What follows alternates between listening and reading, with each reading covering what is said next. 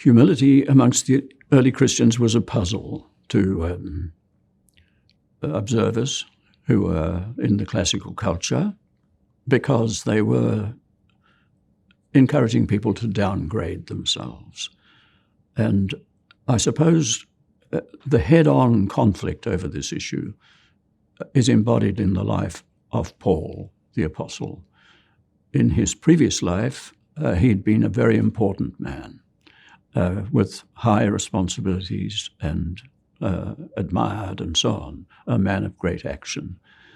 And when he was struck down on the Damascus road, his life was turned upside down. And the voice said to him, "I'm Jesus, whom you are persecuting." And he lived for years contemplating what a catastrophic and appalling situation he was in. And then when he started to preach to his own converts in Corinth, particularly in the second letter to the Corinthians, he launched a searing attack on them, his own converts, because they wanted him still to be an important man. They wanted him to deliver his message properly in the correct rhetorical style.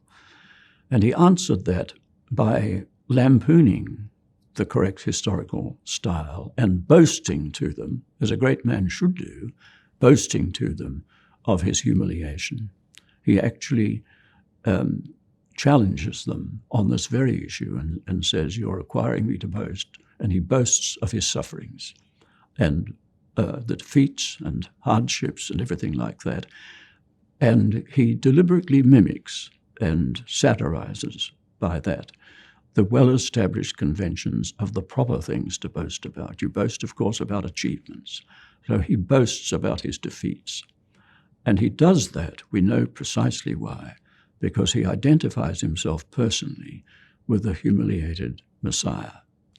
And the reason why Paul does that, in my opinion, is that as the champion of the authorities against the apostolic mission, as he had once been, he knew that the crucifixion of Jesus proved he was not Christ, because Christ was to be the great Savior of Israel, and he would rule, as indeed Jesus had said in his teaching, the coming kingdom, and he was to be a great one in the kingdom.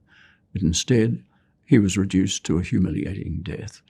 And Paul learned through his own conversion the deep meaning of that it was in the sacrifice of the Messiah that God redeemed his people. And Paul shared in his own life a sense of the meaning of humiliation when he says things like, "I am crucified with Christ." He wasn't actually crucified, but what he means is that just as the crucifixion of Jesus, he now knows, is the way in which God has redeemed people through suffering. Paul, sees his own sufferings as the proper place for him to be, that is, humiliated in the world's eyes, and he will boast of that.